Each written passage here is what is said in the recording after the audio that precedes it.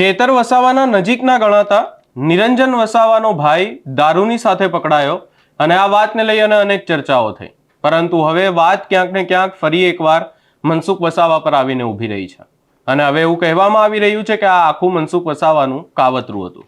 આ સમગ્ર બાબતે વિગતે ચર્ચા કરીશું। નમસ્કાર, હું છું ઉજ્જવલ અને આપ જોઈ રહ્યા છો નિર્ભય ન્યૂઝ। ભરૂચના સાંસદ મનસુખ વસાવા દ્વારા સોશિયલ મીડિયા ઉપર એક પોસ્ટ મૂકવામાં આવી અને કહેવામાં આવ્યું કે આમ આદમી પાર્ટીના આ નેતાઓ દારૂના મુદ્દે ક્યાંક ને ક્યાંક ભાજપ ઉપર આકરા પ્રહાર કરે છે, ભાજપની સામે બોલે છે, પરંતુ જોઈ લો કે એમના ઘરમાં જ એમના જ લોકો દારૂ વેચે છે। ત્યારબાદ મનસુખ વસાવા દ્વારા એક નિવેદન આપવામાં આવ્યું। એની અંદર કહેવામાં આવ્યું કે નિરંજન વસાવા કે જે નર્મદાના આમ આદમી પાર્ટીના પ્રમુખ છે, તેમના હોટલો અને ઘર છે, એ હોટલો અને ઘર પણ ક્યાંક ને ક્યાંક ગેરકાયદેસર રીતે સરકારી જમીન પર બનાવવામાં આવ્યા છે। એમનો ભાઈ દારૂનું વેચાણ કરે છે। એમના ભાઈ પાસેથી હજુ તો ખાલી 12 બોટલો મળી, પણ એનાથી વધારે પણ દારૂ હતું। ત્યારબાદ આ તમામ બાબતને લઈ અને ચેતર વસાવા દ્વારા જવાબ આપવામાં આવ્યો અને હવે નિરંજન વસાવા પોતે સામે આવ્યા છે અને ખુલાસા કર્યા છે। સૌપ્રથમ આ સમગ્ર બાબતને લઈ અને નિરંજન વસાવા દ્વારા શું કહેવામાં આવ્યું એ સાંભળી લઈએ। નમસ્કાર મિત્રો, ગઈકાલે સોશિયલ મીડિયામાં અને જે મનસુખભાઈ વસાવાએ જે અમારી છબી પર જે લાંછન લગાવવાનું કામ કર્યું છે એ બાબતે આજે અમે ખુલાસો કરીએ છીએ।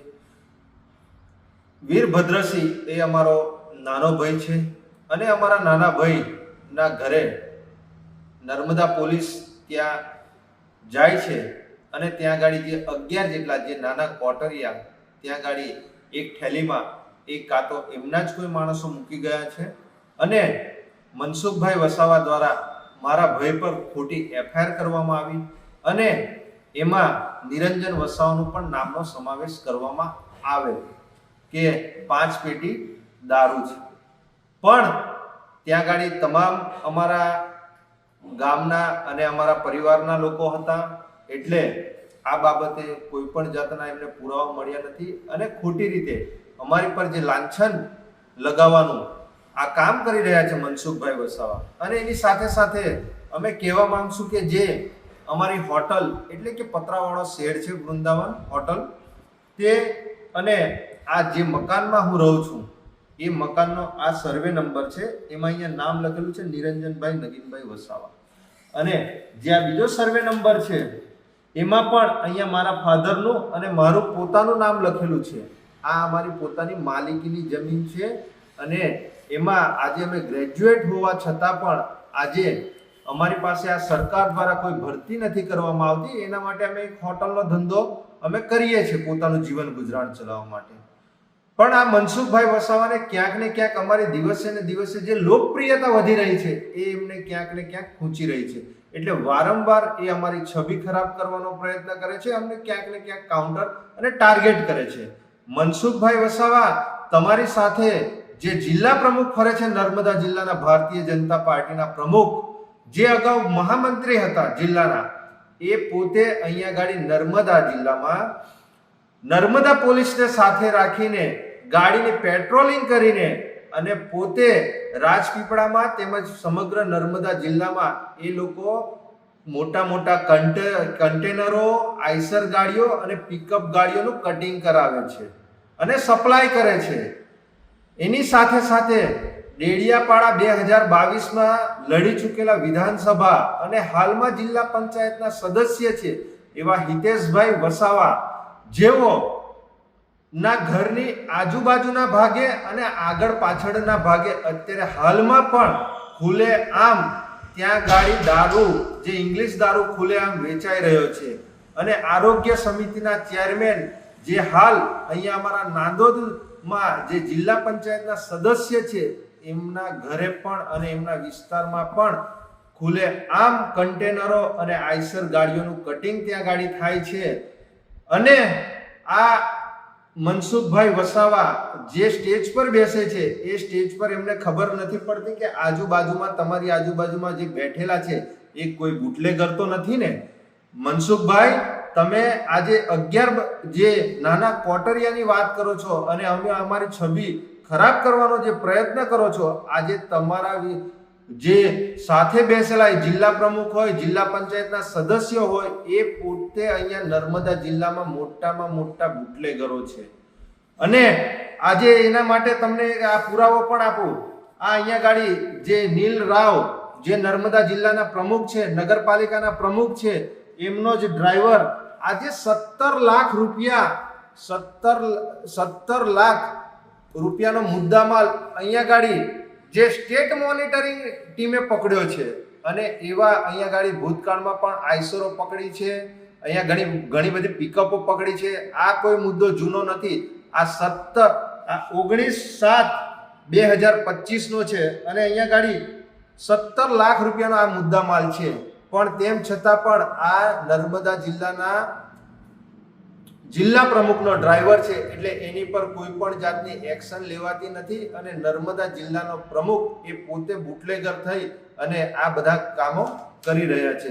અને સાથે સાથે અહીંયા ગાડી આ ઘણા બધા આ ભારતીય જનતા પાર્ટીના ઘણા બધા નેતાઓનો આ દરરોજ ન્યૂઝપેપરમાં આવે છે. આ તમે જોઈ લો, આ ખેડા જિલ્લાનું હોય, આ રાજકોટ જિલ્લાનું હોય, આ નર્મદા જિલ્લાના લઘુમતી મોરચાના ઉપપ્રમુખ હોય, આ 2400 કરોડનું ડ્રગ્સ પકડાયું હોય, આ બુટલેગર જે ભાજપના ધારાસભ્ય દારૂના ધંધા સાથે ભાગીદાર છે, આ ભાજપના કાર્યકર્તાઓ 1 કિલો 500 ગ્રામથી પણ વધુ ગાંજા સાથે ઝડપાય છે. એવા તમામ અહીંયા ગાડી આ પુરાવા છે. આ ભાજપના મહિલા તાલુકા પંચાયતના સભ્ય. એટલે આવા તો ઘણા બધા ભારતીય જનતા પાર્ટીના જે મોટા મોટા બુટલેગરો છે તે અહીંયા ગાડી તમારી પાસે છે. અને જે આ બુટલેગર જે તમે પેલા જે ક્વાર્ટર છે, એ ક્વાર્ટર આવ્યા ક્યાંથી અહીંયા ગાડી? આ ગુજરાતમાં દારૂબંધી છે તો લાવ્યું કોણ? એ ભારતીય જનતા પાર્ટીના જ તમારા કોઈક બુટલેગર હશે, કોઈક આગેવાન હશે, કોઈ પ્રતિનિધિ હશે. એની તપાસ કરો. કેમ એની તપાસ નથી કરતા? અને સાથે સાથે આજે તમારો જે જમાઈ છે પ્રીતિબેન મનસુખભાઈ વસાવા, જે વિક્રાંતભાઈ, જે તમારો જમાઈ છે, એ દરેક જગ્યાએ ખંડણી કરે છે, એજન્સીઓ પાસેથી હપ્તા ઉઘરાવે છે. એના તમામ પુરાવા અમારી પાસે છે.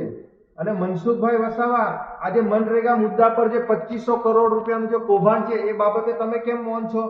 કેમ કે તમે નર્મદા સુગરમાં જે તે વખતે ઘનશ્યામભાઈ નર્મદા જિલ્લાના પ્રમુખ હતા, તે વખતે ધારીખેડા નર્મદા સુગરમાં તમને જે ખેલો લઈને જે 50 લાખ રૂપિયા જે તમે લીધા છે, એ શેના માટે લીધા છે એ બાબતે તમે અમને ખુલાસો આપો. અને જે વાસ્મો છે, નલ સે જલ યોજના છે, એ એજન્સીના અધિકારીઓ અને એ એજન્સીના માલિકો પાસેથી તમે લાખો રૂપિયા લીધા છે.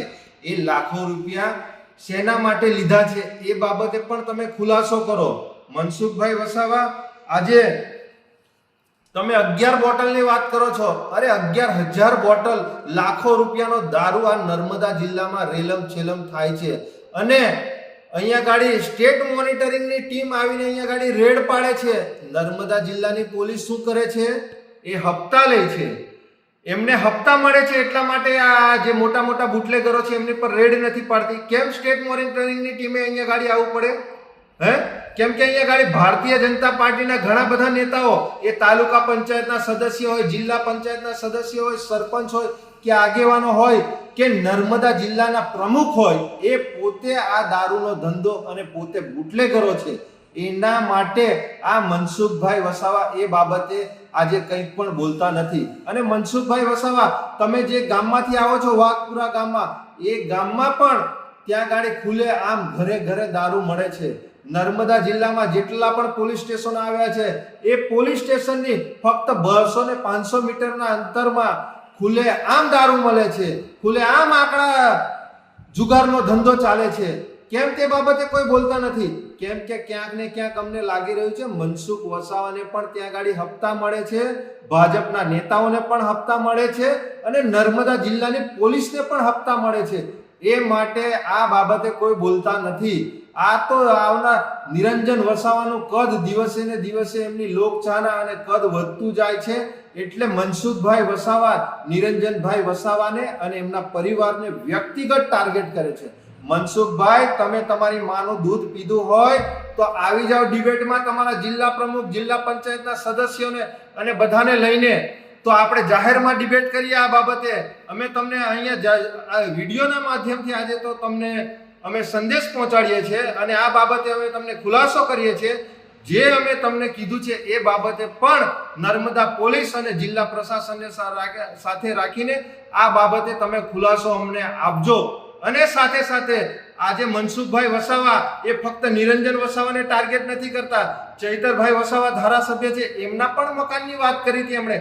એમના મકાનને તોડવાની વાત કરી હતી. છોટુભાઈને પણ ભૂતકાળમાં ટાર્ગેટ કર્યા હતા. આ ઝઘડિયાના જે રીતેશભાઈ વસાવા ધારાસભ્ય છે એમને પણ એમણે ટાર્ગેટ કર્યા હતા. હર્ષદભાઈ વસાવા હોય, દર્શનાબેન દેશમુખ હોય કે પછી શબ્દ શરણભાઈ તડવી હોય કે મોતીભાઈ વસાવા જે માજી ધારાસભ્ય છે ડેડિયાપાડાના, આ તમામ આગેવાનોને મનસુખભાઈ વસાવા એ ખોટી રીતે એમને ટાર્ગેટ કરે છે અને બદનામ કરે છે. પણ આ મનસુખભાઈ વસાવાને અમે કહેવા માંગીએ છીએ કે જો તમે તમારી માનું ખરેખર દૂધ પીધું હોય, છઠ્ઠીનું ધાવણ જો તમને ના યાદ કરાઈ જાય નિરંજન વસાવા, જો તમે વ્યક્તિગત જો અમારી સાથે લડશો તો આમને સામને આપણે તમે કહો તે સ્થળ, તમે કહો તે તારીખ અને તમે કહો તે સમય અમે અમારી ટીમ સાથે ત્યાં ગાડી હાજર રહીશું. તમે આવો. એ આવતીકાલનો ટાઈમ કહેતા હોય તો આવતીકાલનો ટાઈમ, તમે તારીખ આપો એ તારીખે નિરંજન વસાવા તમામ પુરાવા સાથે તમારી સાથે ડિબેટ કરવા માટે તૈયાર છે. અને આ બાબતે અમને ખુલાસા જોઈએ કે મનરેગામાં જે જલારામ એન્ટરપ્રાઇઝ છે એમાં 50 લાખ રૂપિયા તમે જે થેલી જે બેગ હતી એ બેગ તમે ધારીખેડા નર્મદા સુગર પર જે લીધી છે એ પૈસા શેના માટે લીધા હતા અને આજ દિન સુધી આ મનરેગા બાબતે તમે સ્ટેટમેન્ટ કેમ નથી આપ્યું? ભરૂચમાં તમે કહેતા હતા મનરેગાનું કૌભાંડ નથી થયું, ભરૂચમાં પણ કૌભાંડ થયું છે. નર્મદામાં પણ 400 કરોડથી વધુ કૌભાંડ થયું છે. આજ દિન સુધી આ બાબતે તમે સ્ટેટમેન્ટ નથી આપ્યું. અને વાસ્મોમાં જે તમે લાખો કરોડો રૂપિયા જે નલ સે જલ યોજનામાં ઉઘરાવ્યા છે એવા તો ઘણા બધા પુરાવા છે. એ આવનારા દિવસોમાં તમે જે દિવસે સ્થળ, સમય અને તારીખ નક્કી કરશો તે દિવસે નિરંજન વસાવા એની ટીમ આ બાબતે તમને જાહેર મંચ પર ડિબેટમાં અમે તમને આ ખુલ્લી ચેલેન્જ આપીએ છીએ. આવો આપણે સાથે મળીને આપણે આ બાબતે ખુલાસો કરીએ અને સાથે સાથે તમે 30-35 વર્ષમાં તમે શું કર્યું છે એ બાબતે બી ચર્ચા વિચારણા કરશું. આજે મનસુખભાઈ વસાવા એક રાવણ છે. જેવી રીતે રાવણનો અંત એ ભલે રાજપાટ કરતો હતો પણ એનો અંત રામે કર્યો તો, એવી રીતે આજે મનસુખભાઈ વસાવા જે 30-35 વર્ષથી સાંસદ છે એને પોતે ખબર પડી ગઈ છે કે મારું નથી સંગઠન સાંભળતું કે નથી કોઈ ધારાસભ્યો સાંભળતા કે નથી ગુજરાત કે કેન્દ્રની સરકાર સાંભળતી. એટલે મનસુખ વસાવા એ પોતે બોખલાઈ ગયેલા છે. એ શું બોલે છે, શું કરે છે એમને પોતે ખબર નથી. જેવી રીતે પેલો દીવો હોય, દીવા તળે અંધારું હોય, એવી આની પરિસ્થિતિ છે મનસુખભાઈની. જેવી રીતે દીવો ફફડે છે એવી રીતે આ મનસુખભાઈ પણ હવે હોલવાવાની તૈયારી છે. એટલે એ ફફડિયા કરે છે. પણ મનસુખભાઈ વસાવા, નિરંજનભાઈ વસાવા તમને ચેલેન્જ કરે છે કે તમે આવો, આપણે સાથે બેસીને આ દરેક પ્રશ્નો બાબતે આપણે આ ડિબેટમાં ચર્ચા કરીએ. હું મારી જમીનના આ તમામ પુરાવા અહીંયા ગાડી તમને અને સરકારને પણ અગાઉ અમે રજૂ કર્યા છે. તમે વારંવાર જિલ્લા સંકલનમાં તમામ અધિકારીશ્રીઓને પૂછો છો અને એમની પર દબાણ આપો છો. એસપીને પણ તમે કાલે કહેતા હતા કે નિરંજન વસાવા પર ખોટી રીતે દારૂનો એફઆઈઆર કરી દે. પણ કુદરત અમારી સાથે છે. અમે કોઈ દિવસ કોઈનું ખોટું કર્યું નથી અને કોઈ દિવસ અમારું કુદરત પણ ખોટું નહીં કરે. એટલે આ તમામ પુરાવા અહીંયા ગાડી આજે મીડિયા સમક્ષ હું મારા નામજોગ જે મારી પ્રોપર્ટી છે એ અહીંયા ગાડી આ તમને દર્શાવી રહ્યો છું. નિરંજનભાઈ વસાવા, નર્મદા જિલ્લા પ્રમુખ, આમ આદમી પાર્ટી. અહીંયા નિરંજન વસાવા દ્વારા સ્પષ્ટ એવું કહેવામાં આવ્યું છે કે આખું મનસુખ વસાવાનું કાવતરું હતું.